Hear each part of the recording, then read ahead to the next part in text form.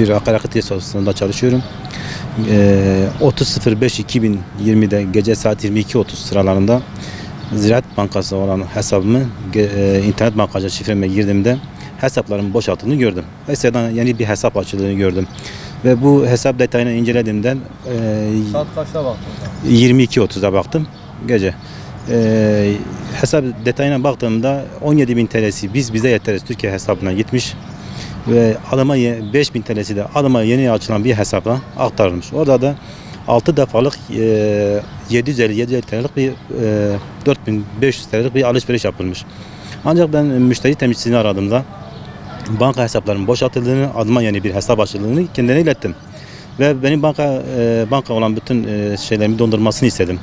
Ancak 22.30'da dondurduğum ve kapattığım banka hesaplarım 22.48'de bana tekrar SMS geliyor ve bana diyor ki internet bankacılık şifresi değiştirme onayı kodu bana geliyor ve 22.49'da internet bankacılık şifrem değişiyor ve tekrar müşteri temsilcisini arayıp böyle bir sorun olduğunu söyledim kendilerine. İnternet bankacılığım hesabının şifre değiştirdiğini söylüyorum. Bizim böyle bir şeyde haberimiz yok diyor. Yani nasıl olduğunu kendileri de bilmedi. Karakola başvurdu gece saat 12'de böyle bir mağduriyetimiz oldu. Onlar da bizi Diyarbakır İl Emniyet Müdürlüğü siber suçlara yönlendirdi. Ayın 31'inde tekrar siber suçlarına gidip şahıs ve şahıslarda şikayetçi olduk. Şahıslarda şikayetçi olduk. Tekrar ayın birinde 17.000 TL paramız bize iade edildi. Hesaba geçen para. Bize yeteriz Türkiye hesabına geçen para bize geri iade edildi. Geri kalan paranı da ayın 4'ünde bize SMS geliyor. Geri kalan paranızı ödemeyeceğini söylüyor. İşte size tek kullanımlık bir şifre geldiğini söylüyor. Oysa ki bize herhangi bir şifre gelmemiş. Bunu müşteri temsilcisi söylüyor bana. Mail geliyor bana. Mail geldi bana. Bu şekilde mail geldi bana. Evet. Bankaya gittim. Bankadaki benim hesap hareketlerimi istedim. Onu da İl Emniyet Müdürlüğü siber suçlarına verdim. Onu da dosyama koydum. Geri kalan 4.500 TL'mizin bankanın ödemeyeceğini söyledi ve biz bankaya şikayetçi olduk. Diyarbakır şubesinde yani Ziraat Bankası'na şikayetçi olduk.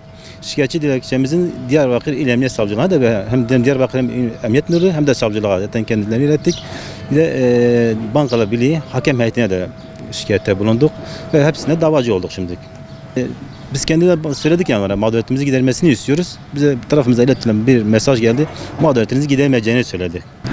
Hesabımda bulunan bütün paralarım yani çoğunlukla kredi kartı olan borçlarım, elektrik faturalarım ve diğer hesapları ödediğim için borçlarımda da yani borçlarım olduğu için hesabımda biriktirip borçlarımı ödemek için yapıyordum bunları. Ama hesabımı boşalttıktan sonra ben daha fazla mağdur oldum ve şu anda borçlarımı ödemeyecek bir durumdayım. Yani ilgili kişilerin mağduriyetimizi gidermesini ve böyle bir davaya düşen böyle bir sorunla karşılanan bütün insanların da sorunların gidermesini istiyoruz. Yetkililerin bizim mağduriyetimizin daha hızlı giderilmesini istiyorum. Ben mağduriyetim söz konusu olduğu için daha hızlı bir şekilde bu soruna bir çözüm bulmasını istiyoruz.